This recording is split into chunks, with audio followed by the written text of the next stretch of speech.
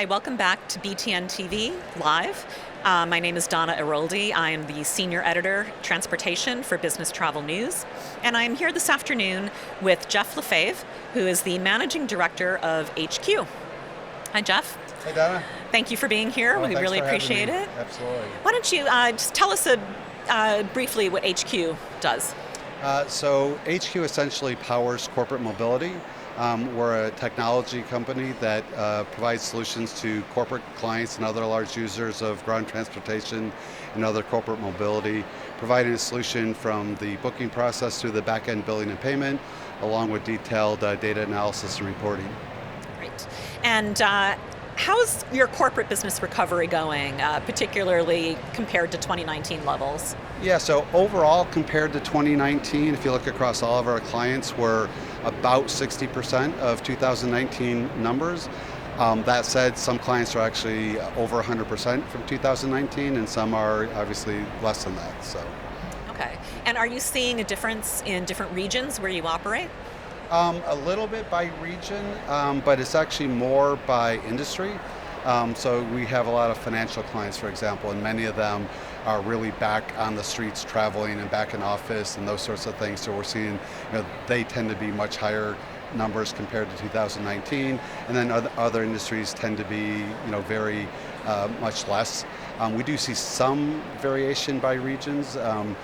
Some of our clients, for example, some of the European banks we have are still lower in volume numbers than perhaps their counterparts in the US. So it's a little bit both. A little bit? Okay. And what are you seeing? Are clients changing their travel policies at all? It's interesting, at least as it relates to corporate mobility. There has not been significant change. During the pandemic, obviously there wasn't much of ground transportation at all. As people have started to come back to office and back to travel, there's actually been some policy change to make it easier for people to do that. So we have clients, for example, that had programs in place where they would reimburse 100% of the mobility costs just to get to and from the office for a period of time, just as a way to incent and encourage people to get back to the office. More generally, from a travel perspective, again, many of our clients that are trying to push travel out are being a little bit more lenient.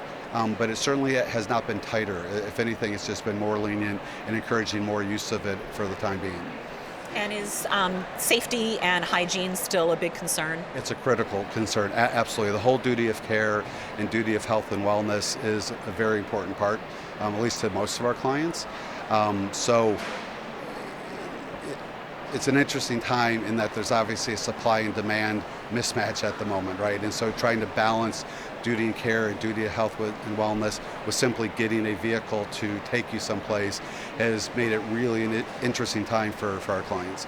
I was going to ask you, what are some of your biggest challenges right now? I mean, we know car shortages and pricing. Absolutely. So there's a huge both driver and vehicle shortage in the industry right now.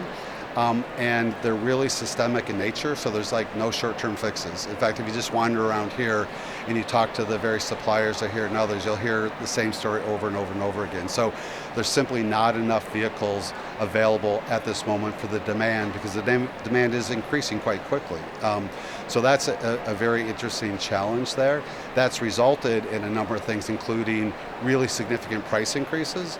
So we kind of track this within HQ, and I think at the moment, since the early part of 2021, we've seen the average ride price go up by 28%, for example. And that's before what we've seen recently with regard to fuel surcharges. So with the price of fuel going up as high as it is, there's now fuel surcharges on top of that. And that can be anywhere from a few additional percentage to some we've seen as high as 15-20% on top of that as well. So the pricing is also a very significant issue. To a large extent, our clients are accepting that and saying that's what it's going to take to have the service. The real question for me is when we get past this kind of situation and it normalizes over the next 6, 12, 18 months, whatever it might be, what's going to happen at that point? No, it's interesting. I was going to ask you what you're seeing. I guess your bookings are more short term, so what you're seeing for quarter 3 and quarter 4, what you anticipate? Yeah, I mean, for the most part, our bookings are within a 30-day window. Right. And there's a few that go further out. If you listen to what our clients are telling us, though, I think you're going to see business travel continue to expand. So as it relates to corporate mobility, that'll obviously be increasing demand there as well. And as I've kind of just talked with people here today, it's kind of the general consensus that maybe the next couple months will be a little bit slower because you have the summer holidays and vacations and things like that. But come September, I think you're going to see a real surge in demand. Again, that's going to far outpace the increase in supply that everyone's working so hard to try to make happen, but it's just going to take some time for that. Right. And what are you seeing in terms of your corporate contract negotiations? It's interesting. We've seen a couple things. Some of our clients have chosen not to do it for the time being because they have their preferred suppliers in place, they have the pricing, they're making some adjustments to that for the things we just talked about, but really holding off on kind of going through new negotiations till things kind of normalize a bit. That said, we have another set of clients that have taken the opportunity to now go out and do that. And it's been somewhat eye-opening for them because the pricing, for example, that's coming back in the negotiations is dramatically different than where it was 2 or 3 or 4 years when they last went through this, right? They're also finding that just the pure supply available that where before they might had, let's pick a particular, say London, they were going to have 3 preferred suppliers. They might need to go to 4 or 5 or 6 now simply to have enough supply to fill their demand. So they've kind of expanded kind of the size of what they're looking at in terms of the number of suppliers they're choosing to work with.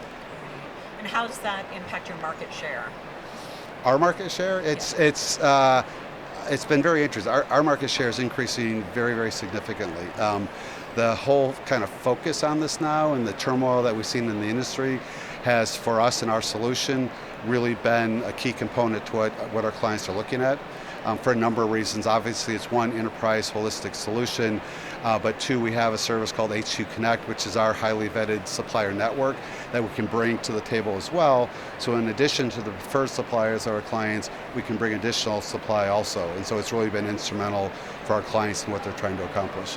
And jumping back just a second to the negotiations, what data are you guys using from your clients? So, we track, with existing clients that we've been working with, we obviously track all the ride data at a very granular level.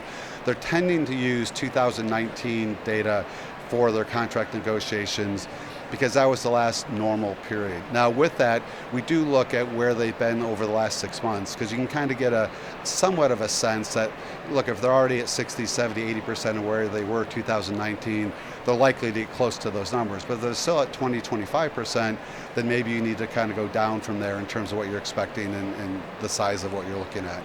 So it's a little bit more art than science at this point, but definitely we look at the 2019 number in as much as the last 6 months or so of what's going on. And how is sustainability an issue for your clients? It's, I would say, not an issue, but a concern, right? Something that's very important to them.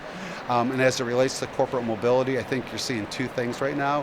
One, most clients at this point are trying to measure their greenhouse gas and their impact from their ground transportation program. So literally looking at the calculations of all of the rides they've taken over the period of time and what does that mean. The second thing that is now becoming really a growing concern is how do they reduce it, right? So it's one thing to measure, it's another thing to how do you reduce your carbon footprint. And so there's a lot of thought going into that and a lot of trying to figure out the best solution. Obviously, if we can move more to electric vehicles, that's a big, big help with that. The problem is there's not that many electric vehicles from a fleet perspective that are available. So again, you're seeing kind of the demand for that outpace the supply of that, and it's then kind of what do you do in the meanwhile. So you can do carbon offsets and things like that, but in terms of putting truly more people in electric vehicles, it's going to be a slower process. Now here in London, you'll probably see it happen faster. I mean, there's more electric fleets and fleets converting to electric. In the US, there's only a small handful of fleets that currently can provide electric vehicles, so it's kind of a little different scenario. And what's on the roadmap for HQ? We have a lot on the roadmap, actually. So one of the biggest things that we're doing right now is, based upon what we're seeing from our clients, is truly global solutions. When we got into the business 20 some years ago, People look more locally. I need a program in London, I need a program in New York. Now people are really saying, look, we really want a global program. So we're really putting a lot of focus on that. We're also putting a lot of focus on and creating more corporate mobility offerings. So where it was traditional car service sort of activity, now it's taxi, now it's rideshare, now it's electric vehicle. It might be micromobility in the near future. So a set of things like that. So again, within an enterprise solution, a client can access every mode of transportation that they want to use. And then obviously the third piece is really focusing on the supply side to try to bring, especially when you look at a global program, how do you bring highly vetted supply to our clients through the technology? And so we have a lot of effort doing that and building that. Obviously with the tech, we're taking leaps and bounds forward with what we're doing, new versions of our solution, new mobile apps, a whole set of things there as well. So we got a lot on the roadmap, a lot of things that we're doing, but it's a really exciting time for us. Sounds great. Well, thank you so much for taking the time to talk to us today. Thank you. I appreciate you having me. Yeah. Thank you so much. And have a good rest of the show. Thanks, Donna. Take care.